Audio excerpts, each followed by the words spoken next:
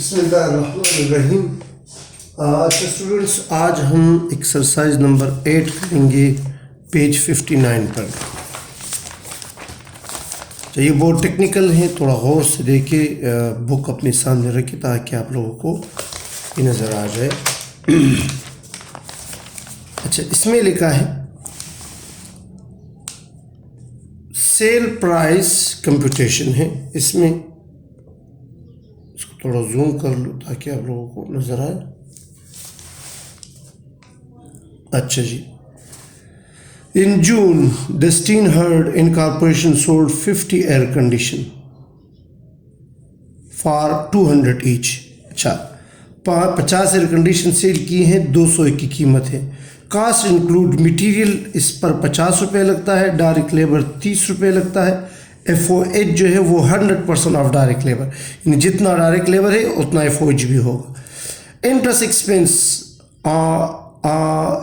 Expense on an 8% bank loan was equivalent to 2 per unit. Federal income tax 30% rate was equivalent to 15%। अच्छा, ये interest expense और ये tax, ये operating expense है। तो इस क्वेश्चन में हमसे ऑपरेटिंग इनकम कोई नहीं मांगा, इसलिए ये एक एडिशनल इंफॉर्मेशन आपको गिवन है। अच्छा, बाद में कह रहा है कि इफेक्टिवली जुलाई 1 मटेरियल कास्ट जो है वो 5% से डिक्रीज हो गई। डायरेक्ट लेबर कास्ट इंक्रीज 20%, जबकि डायरेक्ट लेबर की कास्ट जो है उसमें इजाफा हुआ। Also effective July 1st, the interest rate जो है of bank increase 8% per annum to 9%। Interest rate भी बढ़ गया। अच्छा, आपसे कह रहे हैं कि assume in requirement 1 and requirement 2, दो एजम्पशन आपको है नीचे। The expected July sale volume 50 units है, the same as for June, वही 50 यूनिट आपने सेल की है। सर, रिक्वायरमेंट में आपको कह रहा है, ये टेक्निकल पॉइंट है, थोड़ा और से इसको देख ले। The sale price per unit that will produce the same ratio of gross profit. The same ratio of gross profit आपने वो मेंटेन करना है, assuming no change in the rate of FOH in relation to direct labour. जब पहले assumption में ये है कि FOH का जो रिलेशन है डायरेक्ट लेबर के साथ उसमें कोई चेंज नहीं आएगा, सही है। दूसरे एजम्पशन में क्या कह रहा है कि the sale price per unit will produce same ratio of gross profit. यहाँ पर भी आप same ratio of gross profit, अच्छा रेशो की बात कर रही है, बाज़ सेम अमाउंट होता है, बाज़ सेम रेशो होता है। यहाँ पर हम सेम रेशो मेंटेन रखेंगे ग्रॉस प्रॉफिट का। लेकिन इधर कह रहा है कि assuming that $10 of the June factory overhead consist fix cost, इसमें 10 रुपये जो है फिक्स कास्ट है और बाकी वेरिएबल है। तो यानी हमने दूसरे एजम्पशन में FOH को 2 हिस्सों में तकसीम करना है, एक फिक्स कास्ट और एक वेरिएबल में, सही है। तो इस क्वेश्चन को आप किस तरह सॉल्व करोगे? अच्छा, सबसे पहले तो आप क्या कर लो, आप ग्रॉस प्रॉफिट की वो रेशो मालूम कर लो जो आपसे रिक्वायर्ड है, सही है। अच्छा, तो देखिए इधर पुराना जो करंट डेटा है इस साल का, सेल प्राइस 200 रुपये है, सही है। चलिए देख, ये सारा इधर लिखा है कि मटेरियल जो है 50, लेबर 30 और FOH वो 100% डायरेक्ट लेबर की। तो मैंने देख इधर लिख लिया कि मटेरियल 50, लेबर जो है ये 30 और ये जितना डायरेक्ट लेबर होगा उतना ही FOH होगा, सही है। 100% ऑफ डायरेक्ट लेबर, तो ये 30 है तो ये भी 30 रुपये। तो ये आपका जो कास्ट ऑफ गुड सोल्ड बनता है वो 110 रुपये बनता है। तो ग्रॉस प्रॉफिट मालूम करने के लिए सेल से ये माइनस कर लो, तो 90 रुपये आपका बनता है ग्रॉस प्रॉफिट, जो कि अगर आप लगा लो 90 को 200 पर डिवाइड कर लो, इस तरह परसेंटेज मालूम करने के लिए 90 को 200 पर डिवाइड कर लो और मल्टीप्लाई बाय 100 कर लो, तो आपके पास ग्रॉस प्रॉफिट 45% आ जाएगा। जिसका मतलब ये है कि अगर ग्रॉस प्रॉफिट 45% है तो कास्ट ऑफ गुड सोल्ड 55% होगा। ये तो आप लोगों को पता होना चाहिए, सही है। ये भी मैंने लिख लिया। अच्छा, ये कैलकुलेशन के बाद यानी आपकी रेशो ग्रॉस प्रॉफिट की 45% और ग्रॉस प्रॉफिट की 55% है। यानी अगर आप कास्ट ऑफ गुड सोल्ड 55 रखोगे तो ये 45 होगा, ये 45 होगा तो ये 55 होगा। अच्छा, 2 केसेस दिए हैं, 2 केसेस को देख ले। देखिए मैंने, आप अलग अलग भी कर सकते हो, मैंने 2 कॉलम बना लिए हैं, सही है। अच्छा, केस 1 और केस 2 जो रिक्वायरमेंट आपको नीचे दी है ये सही है। अच्छा, केस 1 के लिए बी का है कि मटेरियल जो है उसमें 5% की कमी आएगी। अच्छा, जब कमी आती है ना तो आप 100% से उस परसेंटेज को कम कर ले जितने कम आ रहा है, यानी 100% से 5% कम कर लो तो ये 95% आप लोगे।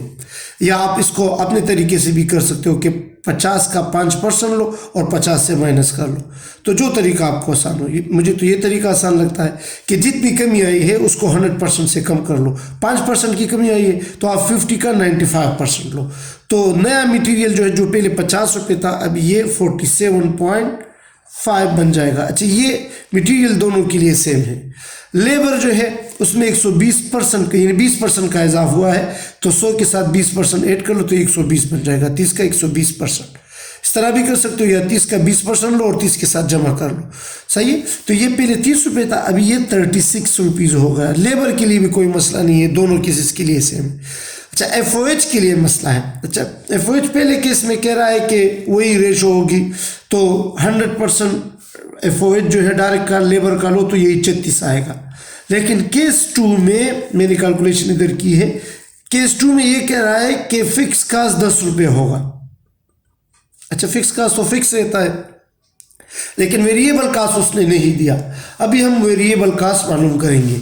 अच्छा, जब इधर फिक्स कास्ट 10 रुपये है तो पुराने के लिए भी फिक्स कास्ट 10 रुपये होगा। बस ये टेक्निकल पॉइंट है इसमें, दोबारा सुन ले। अगर इधर फिक्स कास्ट 10 रुपये है तो जो आपका करंट लेवल जो पुराना कैलकुलेशन आपने की है उसमें भी फिक्स कास्ट कितना होगा? फिक्स कास्ट 10 रुपये होगा। अगर आप फिक्स कास्ट और वेरिएबल कास्ट को अलग अलग रखना चाहो तो वेरिएबल कास्ट कितना होगा?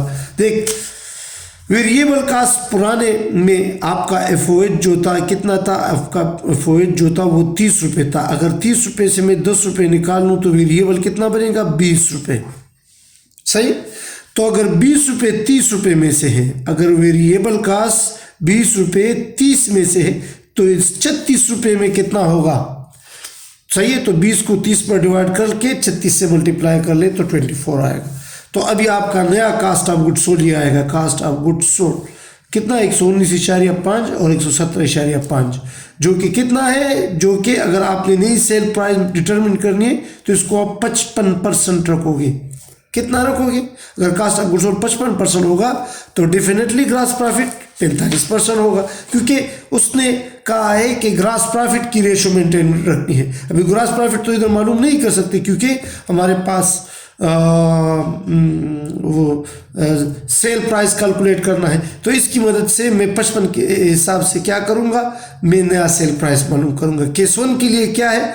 केस 1 के लिए 119 का 100 डिवाइड बाई 55%, सही। यानी कास्ट ऑफ गुड्स सोल्ड मेरे पास है, ग्रॉस प्रॉफिट तो नहीं है, तो कास्ट ऑफ गुड्स सोल्ड की मदद से मैं मालूम करूंगा।